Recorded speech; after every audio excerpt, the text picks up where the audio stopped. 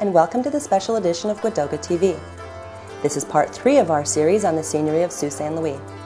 In this episode, Elder Billy Two Rivers talks about the British regime and the impact the British Crown had on our lands and people. In keeping with our oral tradition, Billy tells us some of the events that occurred during this period of time from an elder's point of view and in Kahnawà.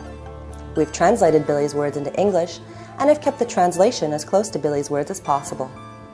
Following Billy's interview, we will go over some of the important points and facts that occurred during the British regime. These facts are based on joint research conducted by the Mohawk Council of Kahnawà and the federal government. They can also be found in the Seigneury of Sault Louis historical pamphlet. We hope that this series will help you understand the history behind our long-standing land grievance, a dispute that has been ongoing for more than 300 years.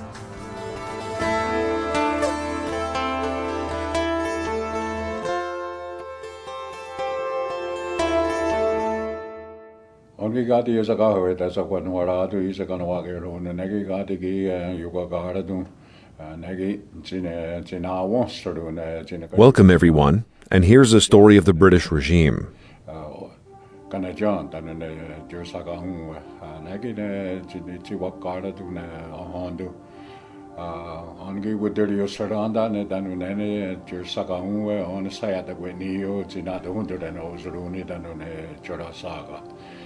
The Treaty of Kahnawà was signed here in Kahnawà.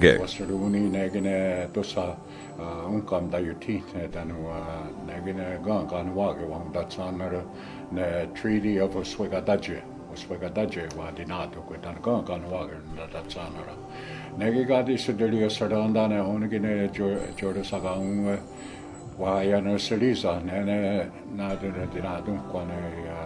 Royal Proclamation. In the Royal Proclamation, the King of England said how things were going to be.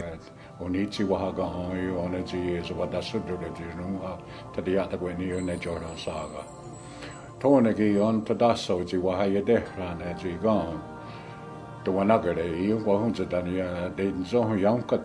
King said that the Seigneury was our land and that no one was going to tell us how we were going to live.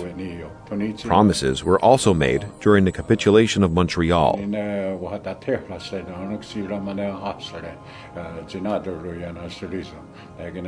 Royal Proclamation. With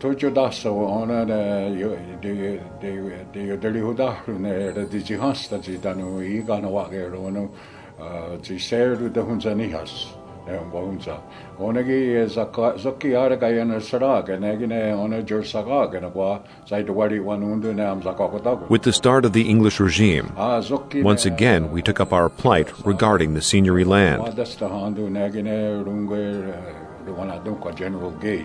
We were complaining that the Jesuits were still selling our land.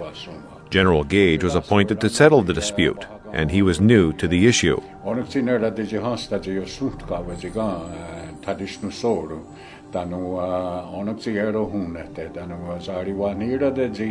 He then examined the issue and ruled that it was our land.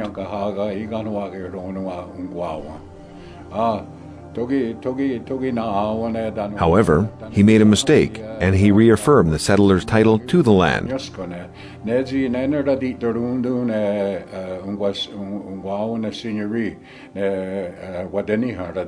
But he went further and told the Jesuits that they had to leave. In his decision, General Gage said that the non-natives had the right to live here. Jinne said they were deli hudahru. Tanune Tusudakahawi onagi Jinne watadi deni wadi another Saliza on a era hadihawi another that did not dunk on a Seigneury Unza Suan and Ozaruni. The British also had a different way to manage lands. Tanu era wadihawite. Jinichi Wadini Gurayanda na Honduna 1760 Royal Proclamation. The 1760 Royal Proclamation had to take care of our interests. Yaki de hadisere, de zine wat hadin jaskan, zinadu din zohun na hadisere, na hadiren gwariwasunwa.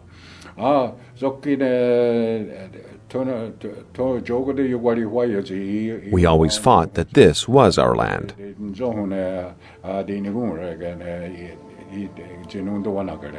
Onegi tonogwa yo hawitu agiru unza sunwa onokchigi da yo zaruna te on tos daga hawi jine wahadiri stizer ne unza sunwa negine on judawiyatu nadara dinadunko Indian Act judawiyatu. Then the Indian Act came in and our lands were surveyed. The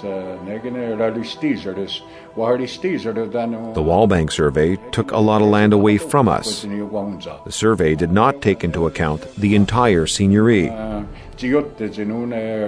During this time, towns were created.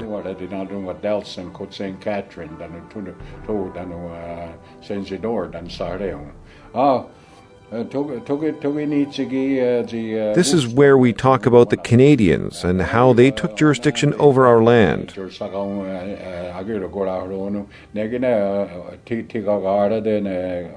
The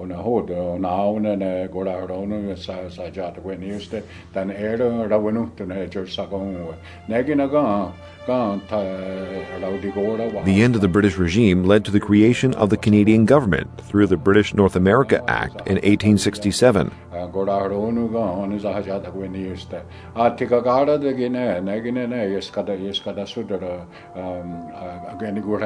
The B&A Act put the country under federal and provincial regimes, and that's where we'll continue our next story.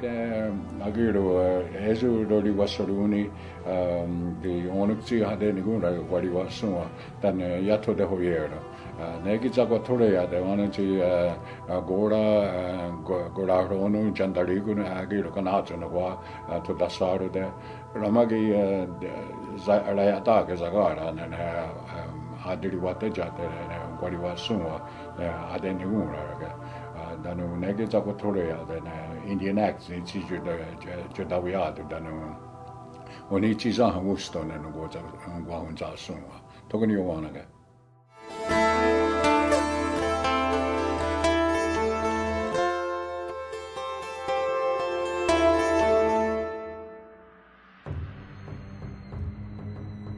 (1760) In August, the Treaty of Oswegatchie is signed at Kahnawà between the British and the Indian nations in the vicinity of Montreal, including Kahnawà.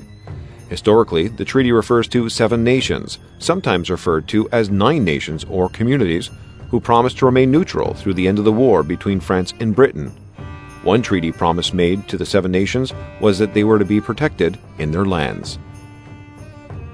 1760. At the conclusion of the 7 Years' War between the French and the British, Article 40 of the Capitulation of Montreal, signed in September, stated that the Indian allies of His Most Christian Majesty, the King of France, shall be maintained in their lands they inhabit. 1762. On March the 22nd, the Mohawks of Kahnawà brought the matter of the Jesuits illegally conceding their lands to a military tribunal. General Gage, governor of Montreal, heard the case. In his judgment, Gage dispossessed the Jesuits and put the Mohawks of Kahnawà in full possession of the seigneury. He ordered that deeds be reissued to non-natives in possession of lands before 1760.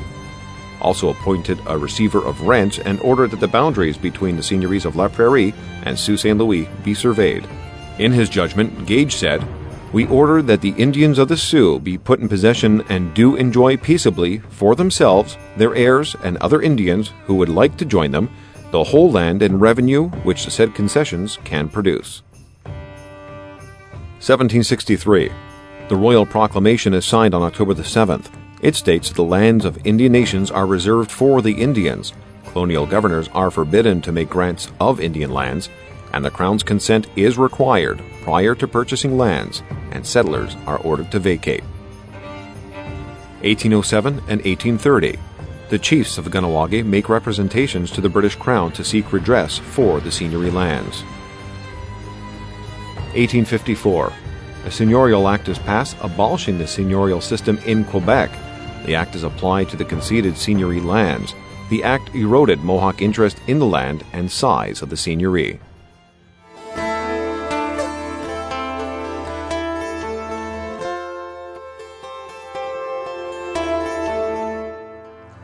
Thank you for watching part 3 of this special for Gwadoga TV on the Seigneury of Sault Ste. Louis. Join us next time for part 4 when we take a look at the Canadian regime. Until then, Nyawagawa, Dona Onagi Wahi.